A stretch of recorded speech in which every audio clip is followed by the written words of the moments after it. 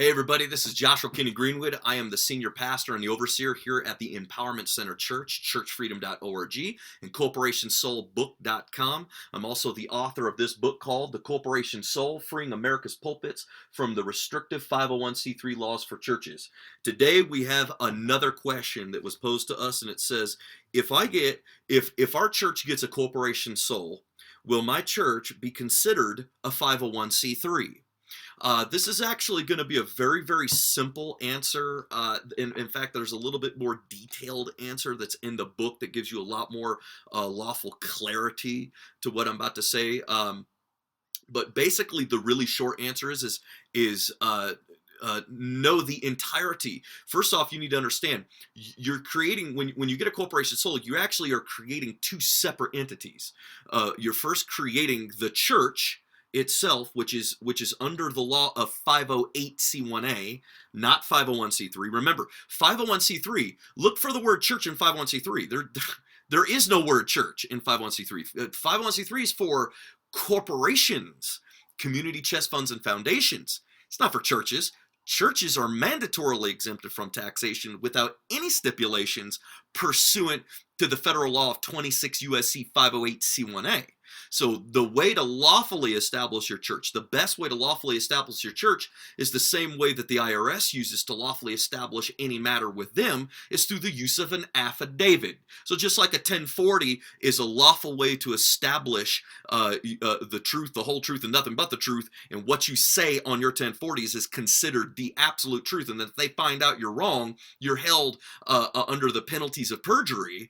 Okay, in the same fashion, we want to establish a church through a church establishment affidavit. And the church establishment affidavit that we have here that has actually helped been put together. We've had under advisement and consultations from licensed attorneys to make that thing as absolute powerful as possible, that it lawfully fulfills all 14 to 15 points that the courts and the IRS use to prefer in order to even determine whether or not a thing is a church. It not only uses that language, but then it lawfully establishes the jurisdiction between the church itself and the corporation soul, and your office title of being a senior pastor and your office title of overseer, that is the corporate soul that is in charge of nothing but handling and distributing the provision and donation and assets that the church owns. Okay, it lawfully develops that jurisdictional distinction. So you have to understand, your church is not considered 501c3.